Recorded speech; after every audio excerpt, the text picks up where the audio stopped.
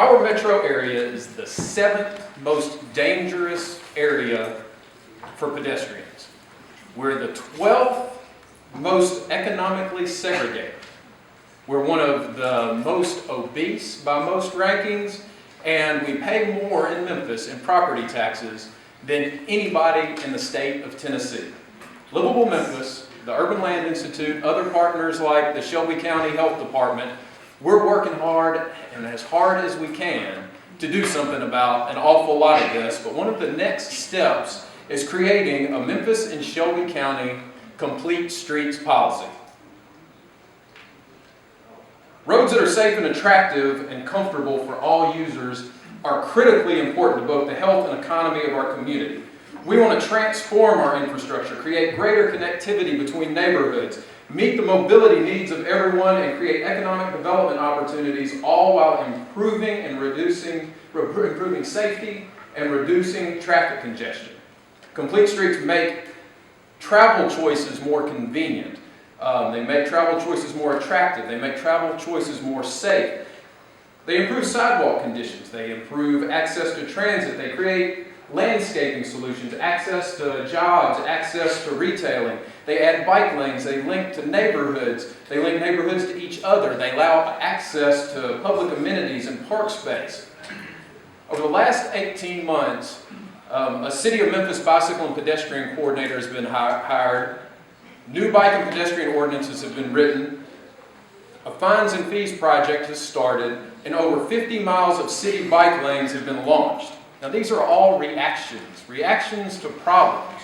Roads that are designed today, and have been designed so for the last 60 years or so, are not designed to move people.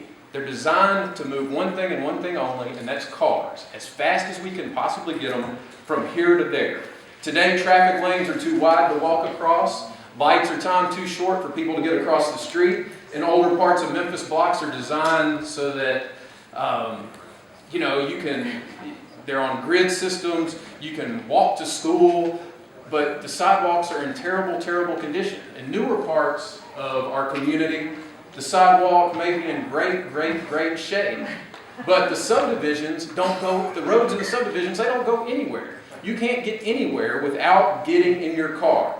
Transit of all types has been an afterthought, and the cost of maintaining all of this is extraordinarily high.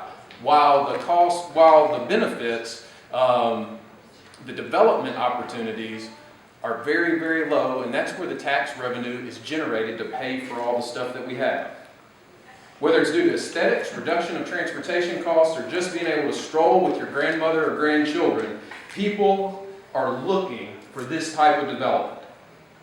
Complete streets improve safety, they improve home values by 5% to 24%. On-street parking, if you're still into cars, is actually increased. So think about it. Think about it in terms of our community. In Old Bartlett, for instance, there are narrow streets. From a mile around, kids can walk to school. In new subdivisions in Bartlett, you can look over the fence. You can see the school. But you've got to get in the car and spend 15 minutes getting to it because your subdivision roads don't connect to anything.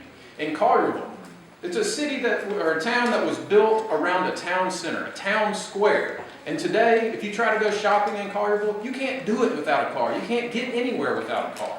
In the city of Memphis, over the last 10 years, between 2001 and 2010, home values only increased by about 3%. In the one part of town that has held on to complete streets principles with narrow roads, access to amenities, clusters of amenities, existing sidewalks, in the Cooper Young neighborhood, where this exists, home values increased during that same period of time by 32%. So Jane Jacobs said, not TV or illegal drugs, but the automobile has been the chief destroyer of American communities.